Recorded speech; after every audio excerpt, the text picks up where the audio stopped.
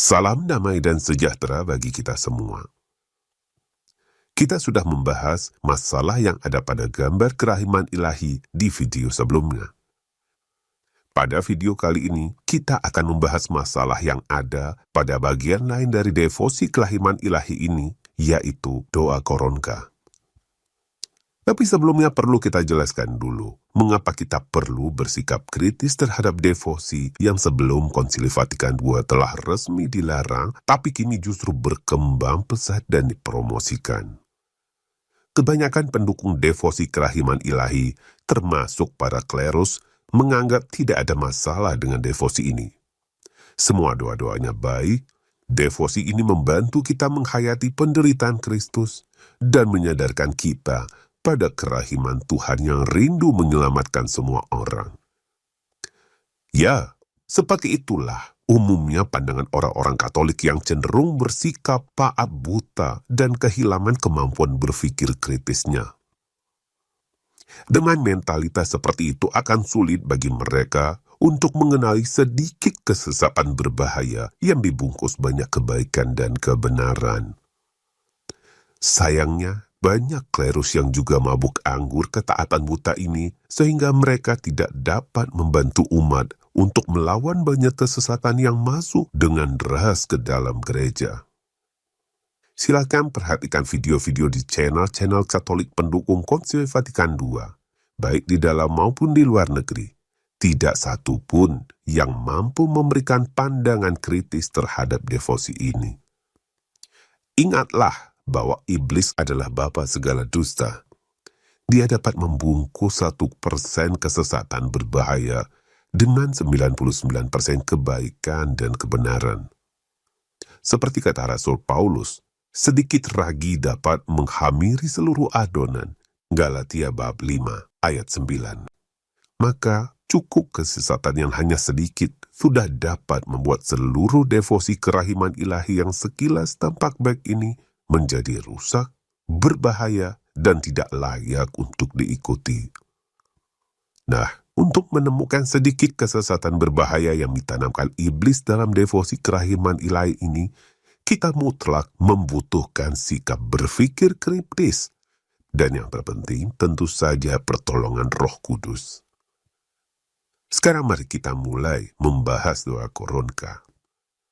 Sekilas, semua doa-doa dalam rangkaian doa koronka tampaknya baik. Bahkan tidak sedikit kaum tradisionalis yang mengakui doa koronka sebagai doa yang baik.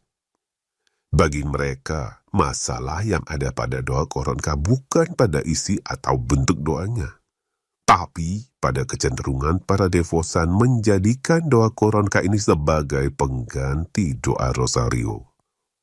Alasannya, cara doa koronka lebih singkat dan lebih praktis, bisa diselesaikan dalam waktu kurang lebih 10 menit. Sebenarnya persoalannya tidak sesederhana itu. Bahkan isi doa koronka itu sendiri juga sudah bermasalah. Mari kita lihat salah satu doanya. Bapa yang kekal, kupersembahkan kepadamu tubuh dan darah, jiwa, dan kealahan putramu yang terkasih, Tuhan kami Yesus Kristus, sebagai pendamaian bagi dosa-dosa kami dan dosa seluruh dunia. Sekilas doa ini tampak baik, tapi mari kita perhatikan dengan menggunakan kacamata kritis. Dapatkah kita mempersembahkan tubuh dan darah, jiwa, dan kealahan Tuhan Yesus Kristus kepada Bapa? Habel mempersembahkan anak domba yang ia punya. Abraham juga mempersembahkan Ishak, anak tunggal yang ia miliki sebelum akhirnya dibatalkan dan diganti domba jantan yang diberikan Tuhan kepadanya. Intinya, kita hanya dapat mempersembahkan apa yang kita miliki atau apa yang diberikan kepada kita. Dan sebaliknya, kita tidak dapat mempersembahkan apa yang bukan milik kita atau tidak diberikan kepada kita. Kita bukanlah pemilik tubuh dan darah Kristus. Apalagi kita juga bukan pemilik jiwa dan kealahan Yesus Kristus. Lalu bagaimanakah kita dapat mempersembahkannya kepada Bapa? Jelas itu tidak mungkin. Dan yang terpenting, Dapatkah kealahan Yesus Kristus dijadikan persembahan untuk pendamaian dosa demi keselamatan kita dan seluruh dunia? Jika kealahan Yesus Kristus dapat dipersembahkan sebagai penebusan dosa seperti yang terungkap dalam doa Koronka, maka inkarnasi dan penyaliban Yesus Kristus sama sekali tidak diperlukan, karena persembahan kealahan Yesus Kristus pasti sudah mencukupi. Dengan demikian, doa Koronka secara tidak langsung menganggap salib Kristus sesungguhnya tidak begitu penting, karena pendamaian dosa untuk memperoleh keselamatan bagi manusia dapat dilakukan dengan mempersembahkan kealahan Yesus Kristus secara langsung melalui doa sakti ini. Tentu saja itu tidak benar. Faktanya, hanya dengan jalan berinkarnasi saja Tuhan Yesus Sang Allah Putra dapat mengambil rupa manusia dan mempersembahkan dirinya sebagai kurban penebusan yang sempurna. Tidak ada jalan lain.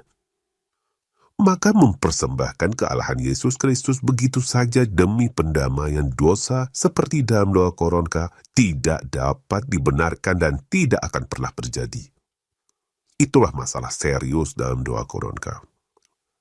Bagian dari doa Koronka tadi tampaknya merupakan penyimpangan dari doa yang diajarkan malaikat kepada 3 visioner Fatima yang berbunyi, Ya Allah Tritunggal Maha Kudus, Bapa, Putra, dan Roh Kudus, aku menyembahmu dengan sungguh-sungguh dan mempersembahkan kepadamu tubuh, darah, jiwa, dan kealahan Yesus Kristus yang hadir dalam semua tabernakal di seluruh dunia, sebagai silih atas penghinaan, sakrilegi, dan kelalaian yang telah melukainya.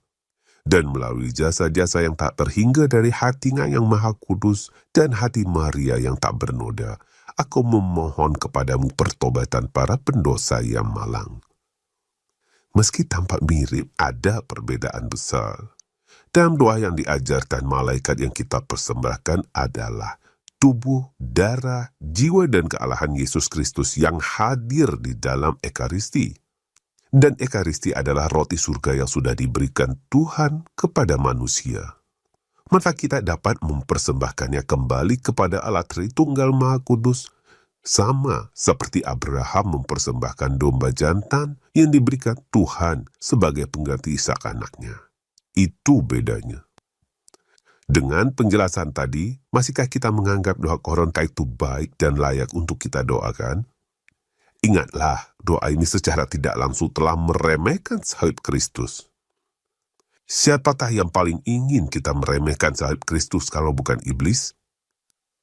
Maka demi keselamatan jiwa kita, tinggalkan doa Koronka yang diajarkan iblis dan menyesatkan ini.